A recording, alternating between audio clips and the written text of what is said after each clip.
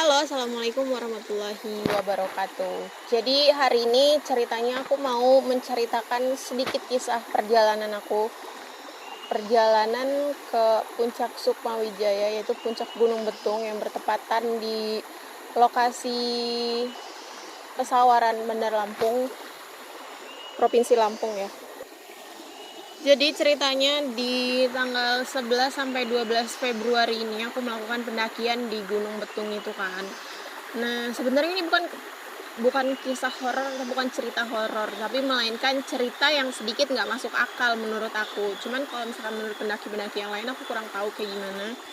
Menurut kalian tanggapannya kayak gimana aku kurang paham, tapi menurutku itu sedikit kurang masuk akal karena di awal pendakian itu kita mulai start di jam 2 kalau nggak salah. Aku sampai parkiran tuh 1:30, terus aku langsung registrasi dan mulai trek pendakian itu di jam 2. Setelah registrasi langsung naik, nggak terlalu buru-buru sih jalannya karena kan memang di perjalanan itu sempat makan dulu, terus juga dari rumah itu sebelum zuhur.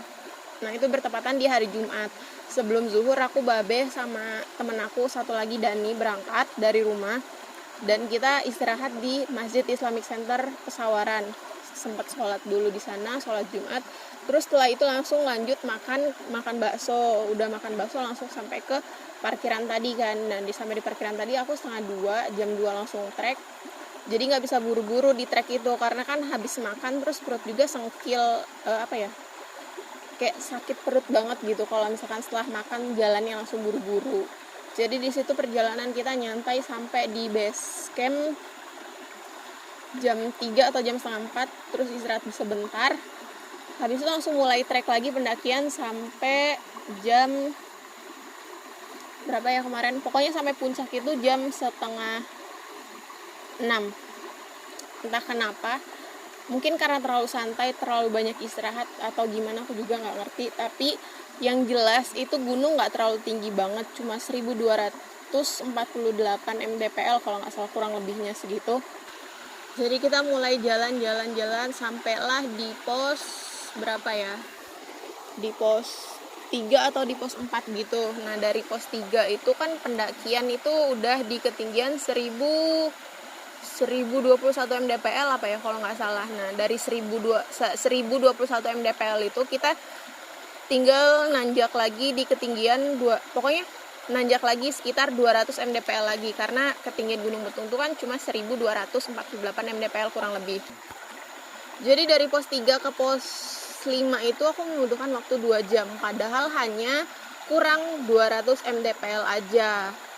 Terus aku di situ memang nggak berpikir aneh-aneh karena kan memang di gunung tuh nggak boleh berpikir yang aneh-aneh kan.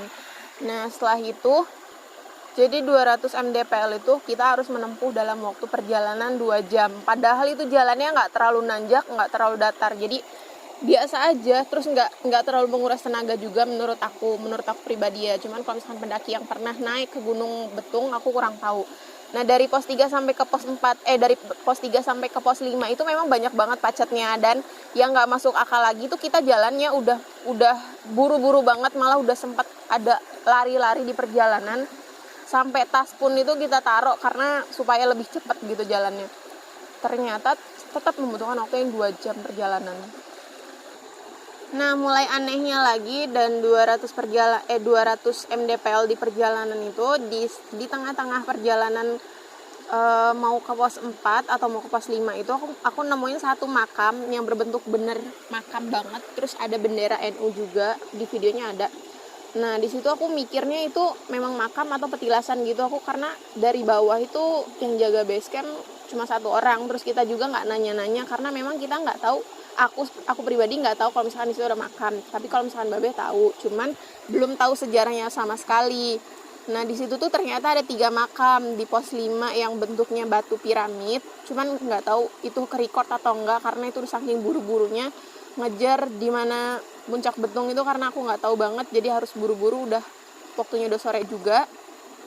Nah setelah di perjalanan ke bawah itu, bukan perjalanan ke bawah, maksudnya setelah di bawah baru kita nanya sama penjaga base campnya. Jadi ternyata dari pos 3 sampai menuju ke pos 5 itu udah termasuk hutan larangan. Nah Yang tahu hutan larangan itu cuma Babe doang. Aku sama Dani temanku satunya itu nggak tahu sama sekali, karena kita baru pertama kali pendakian sampai puncak ke Puncak Betung itu baru hari itu di tanggal 11 sampai 12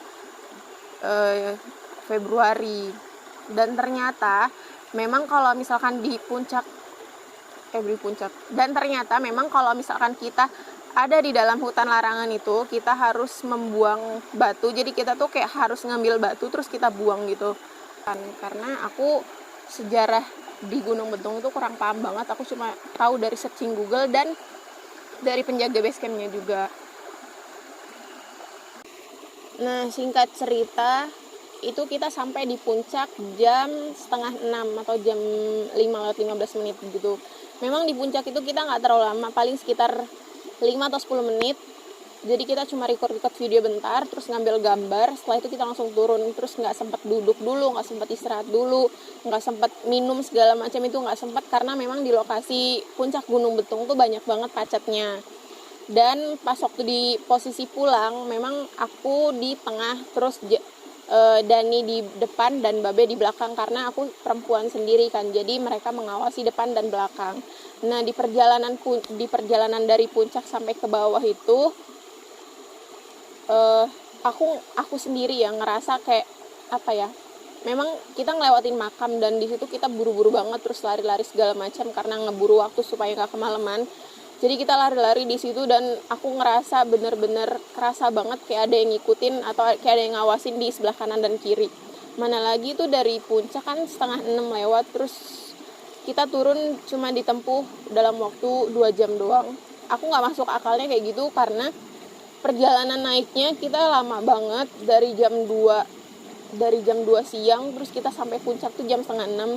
Memang kita karena rada nyantai, cuman kalau misalkan dari pos 3 sampai ke puncak itu kita udah lari-lari segala macam, udah ngeburu karena jalannya juga mendukung, jadi kita pakai mode bagas, lari-lari segala macam dan tetap membutuhkan waktu yang cukup lama. Tapi ternyata turunnya itu lebih cepat, cuma membutuhkan waktu 2 jam doang. Jadi dari puncak sampai ke base campnya itu cuma 2 jam. Jadi pada intinya kita naik itu cukup lama dan turunnya itu lumayan cepat, 1,5 jam atau kurang lebih 2 jam lah, karena kita dari atas itu 5:30 terus sampai ke bawah itu cuma sampai di jam 6:30 doang. Sebelum Isya itu kita udah sampai bawah, udah sempat diriin tenda, udah sempat makan, baru azan Isya. Dan menurutku kok cepet banget. Memang kita di situ rada lari, ngebut banget. Terus juga memang Babe yang paham banget ya kalau misalkan kita tuh masuk hutan larangan harus kayak apa, terus jaga sikap tuh kayak gimana. Kalau misalkan jaga sikap, aku sama teman-teman tuh udah tahu. Cuman kalau misalkan kayak ada syarat yang harus ngebuang batu, katanya harus buang batu segala macam, itu Babe ngelakuin 2 kali kalau nggak salah. Cuman aku belum tanya-tanya. Cuman kalau misalkan Babe pas buang batu tuh aku nanya, "Beh, kenapa? Itu apa?" gitu. Karena aku nggak tahu kan. Terus juga posisi malam, terus rada panik gitu.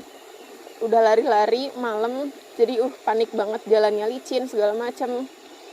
Ditambah lagi pikiran yang kayak kok kayak ada yang ngawasin gitu, kanan kiri kok kayak ada yang ngeliatin. Pokoknya kalian tahu lah kalau misalkan pendakian di puncak gunung terus kalian cuma bertiga atau berkelompok gitu doang, tapi kalian tuh ngerasa kayak kalian diawasin tuh kayak gimana rasanya.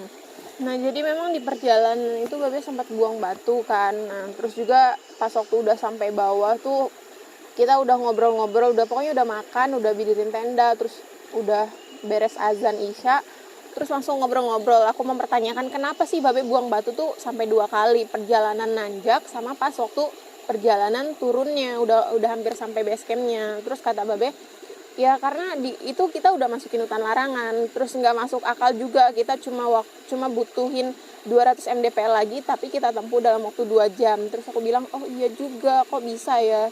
Nah, aku baru menyadarkan itu pas setelah di bawah.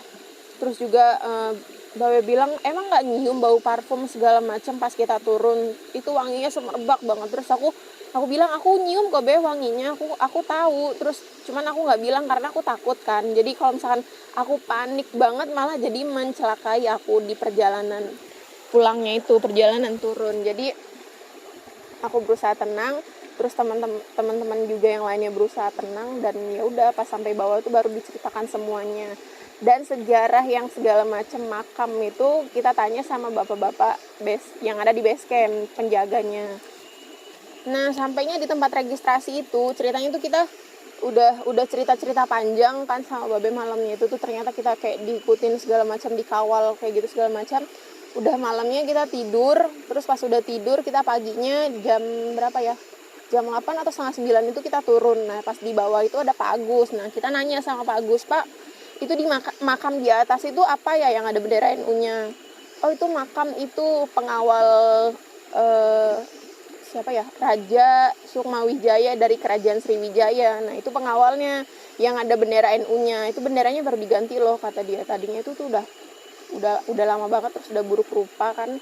Jadi diganti bendera NU-nya itu tuh. Nah, ternyata di pos 4 itu ada makam juga, cuman aku nggak terlalu memperhatikan ya. Entah itu yang pas di apa ya, kayak pondasi atau kayak beton gitu, aku nggak tahu. Mungkin itu ternyata makam putrinya, bukan putrinya sih, maksudnya istri dari pangeran itu. Nah, pas waktu yang batu piramid di pos 5-nya itu baru makam Raja Sukmawijaya. Makanya puncak betung yang kemarin aku daki itu namanya Puncak Sukmawijaya. Nah, setelah kejadian itu, teman aku yang namanya Dani ini nggak mau lagi dia diajakin ke puncak betung. Entah karena takut atau memang karena capek juga. Karena memang cuma 1248 kan kurang lebih, itu ditempuh waktunya sama kayak pendakian Gunung Tanggamus di 2100. Luar biasa banget. Oke, jadi itu sedikit cerita anehnya menurut aku ya. Di pendakian kurang 200 mdpl harus ditempuh dalam waktu 2 jam. Terus turun dari puncak sampai ke base camp cuma butuh waktu 1,5 jam atau cuma 1 jam. Itu benar-benar gak masuk akal banget. Terus juga ada yang gak masuk akal lagi. Satu, di puncak gunung setinggi itu ada pohon bambu. Terus pohon bambunya itu cuma kayak sekelompok dikit banget.